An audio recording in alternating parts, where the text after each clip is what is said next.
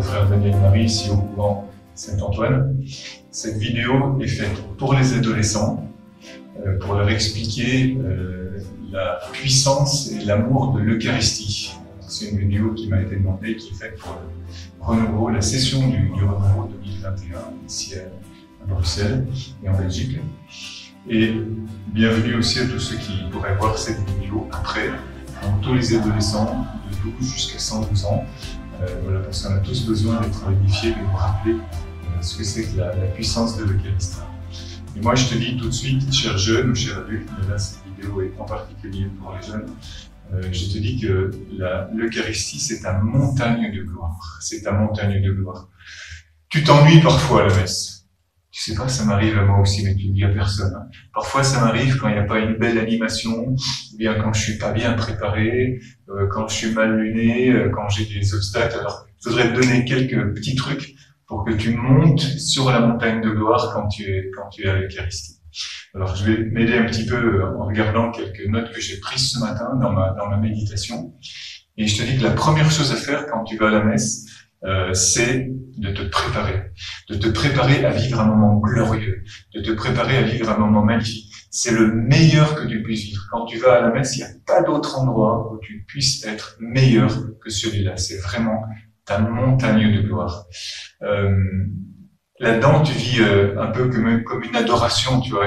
J'ai eu cette pensée, je me suis dit, c'est l'adoration, c'est ta ration d'ado. C'est ta ration d'ado, c'est ce qu'il te faut pour grandir et devenir pleinement homme, pleinement femme. Donc, tu te prépares à vivre quelque chose de chouette. Comme quand tu vas à une fête, comme quand tu vas voir des amis, comme quand tu vas faire une bonne bouffe et tu sais que ça va être chouette. Bref, tu te prépares bien à l'intérieur de toi. La messe commence. T'es à l'heure, hein. Faut vraiment que tu sois à l'heure. Et mec, meuf, t'arrives pas en retard au cinéma, jamais. Donc tu te prépares et tu arrives à l'heure. Qu'est-ce qui se passe au début? Au début, il y a la procession d'entrée avec le chant. Ça marque ton chemin sur la terre. Ton chemin sur la terre, comme quand tu comprends que ton chemin sur la terre, c'est pour aller au ciel, au paradis. Le paradis, c'est une éternité de bonheur. Ton cœur, il sait même pas ce que ça peut être, sinon il exploserait. Et quand tu marches comme ça. Alors, en général, toi, tu es déjà assis à ton banc, ou plutôt debout. Puis si tu bénis Dieu comme ça, parce qu'il y a une bonne musique, c'est encore mieux, parce que ton cœur, il est déjà élevé vers Dieu, vers le ciel où tu vas. Et le prêtre qui se déplace avec les servants d'autel, avec les autres ministres, ça veut dire serviteurs, ce sont des prêtres aussi, vers l'autel, il marque justement ton chemin vers le ciel.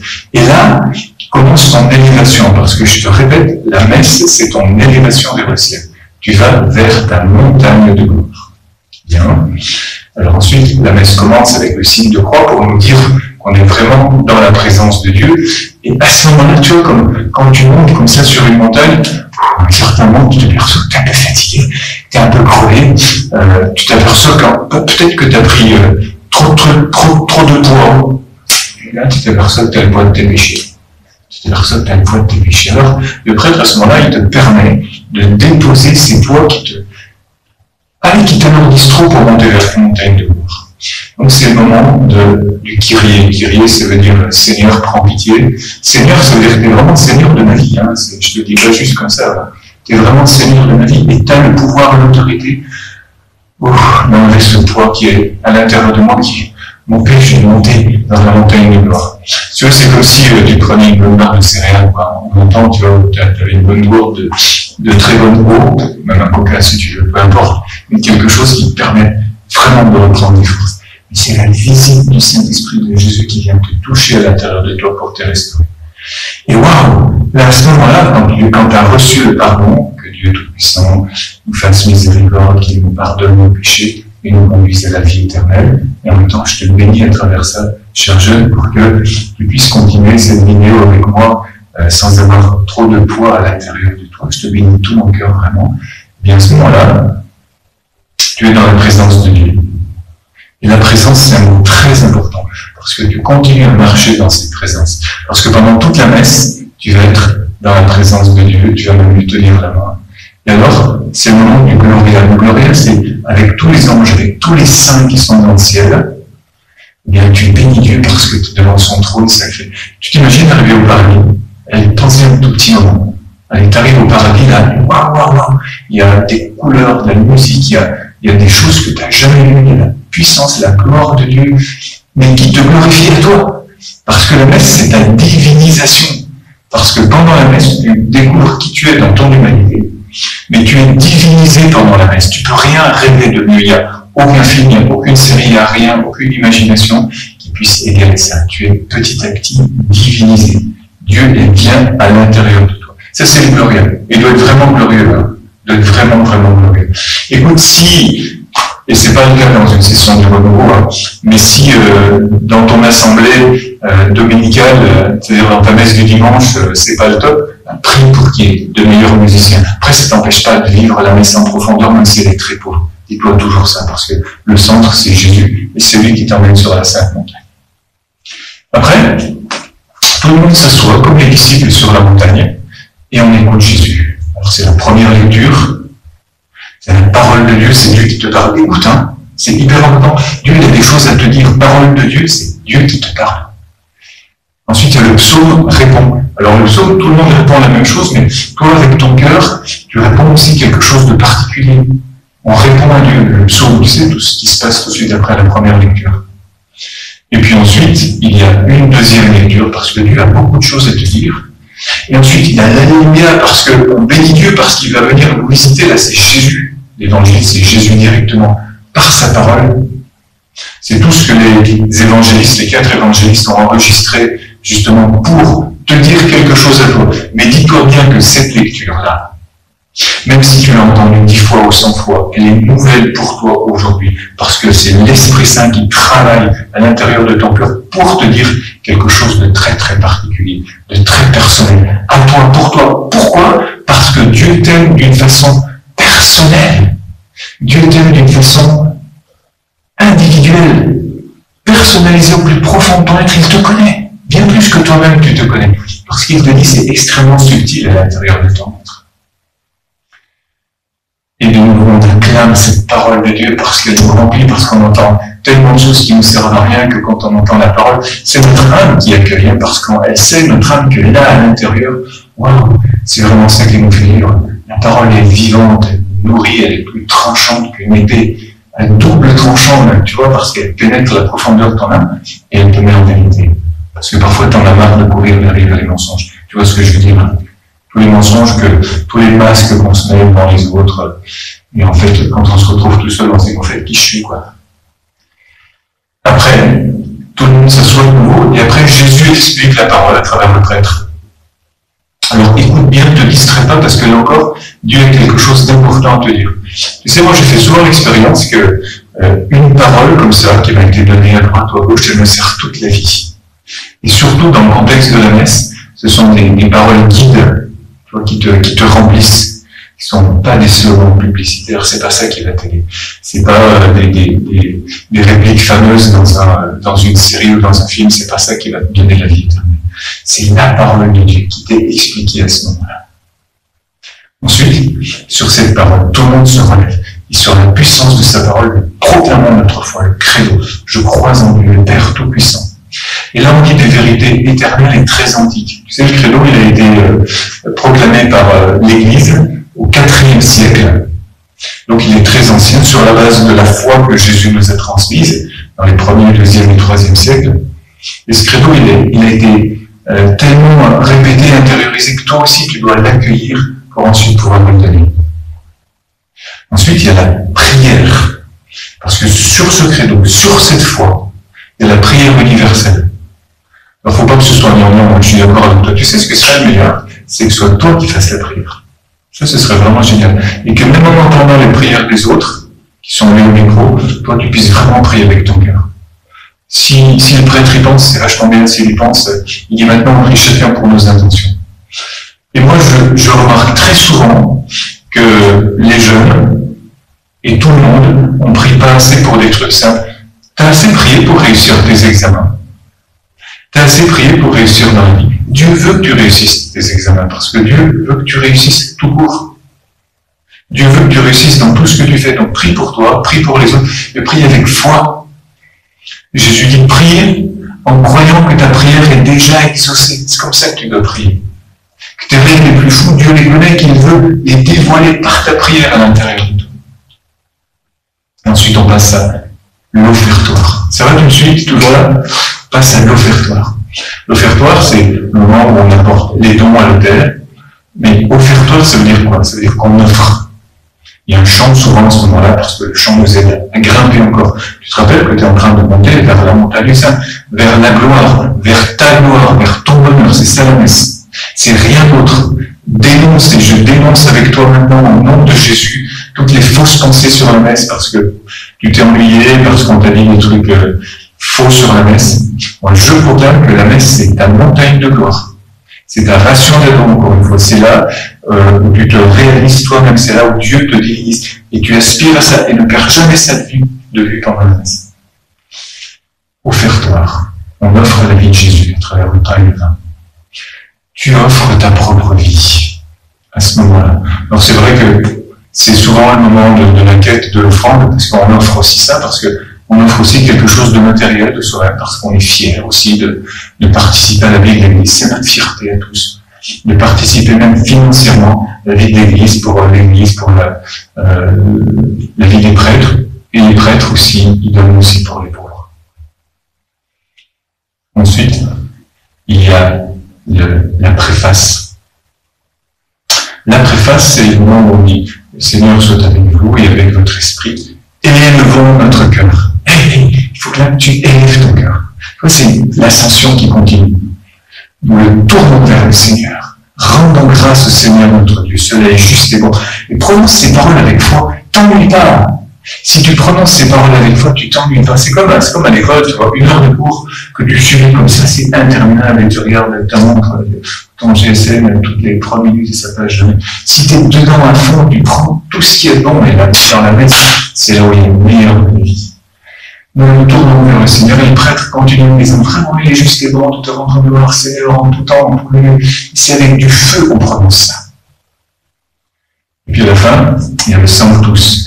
Saint, Saint, Saint, le Seigneur, Dieu de l'univers, le ciel et la terre sont remplis de ta gloire. Ça aussi, c'est du feu. Tu sais ce que c'est? Ça, c'est pris dans le livre d'Isaïe, au chapitre 6, quand Isaïe fait l'expérience de la puissance de Dieu à l'intérieur du temple. Et il y a des séraphim. Les séraphim, c'est ce que c'est? C'est des anges de feu avec 6 ailes qui étaient tellement là, avec tellement de gloire et de puissance dans le temple, que même les prêtres ne pouvaient plus rentrer parce qu'il y avait une célébration qui se déroulait toute seule. Parce qu'il y avait le feu de Dieu à l'intérieur. Et c'est là que tu montes sur cette montagne sainte avec les séraphim. C'est-à-dire ces séraphins pleins de feu. Et c'est là qu'on célèbre l'Eucharistie. Pas autrement. C'est sur ce feu-là qu'ensuite il y a toute la partie où le prêtre, avec toi, il répond. C'est le moment où on prie pour l'Église, parce que c'est là où on prie puissamment pour l'Église. Souviens-toi, Seigneur, de ton Église répandue à travers le monde. Mais juste avant, il y a le récit de l'institution de l'Eucharistie. Institution, c'est-à-dire c'est le moment où on a institué l'Eucharistie. Si tu veux, c'est le moment où Jésus a inventé la messe, en partant des célébrations de l'Ancien Testament, tout ce qu'il y a avant Jésus, l'Ancien Testament, avec maintenant dans le Nouveau Testament avec lui. Tu vois, tout ce qui existait auparavant, ceci est mon corps, ceci est mon sang. Et l'Église catholique, elle a toujours cru ça. C'est vraiment le corps du Christ. C'est vraiment le sang du Christ. C'est dommage parce qu'il y a des églises chrétiennes qui ont oublié ça. C'est vraiment dommage. Les églises chrétiennes, avec tout le respect pour ces églises chrétiennes, parce qu'elles nous apportent beaucoup aussi, mais ça, ils l'ont oublié. C'est vraiment dommage. C'est vraiment le corps de Christ. C'est vraiment le sang du Christ. Ceci est mon corps, ceci est mon sang. Et charismatiquement, l'Église, elle a toujours attrapé cette vérité de Jésus.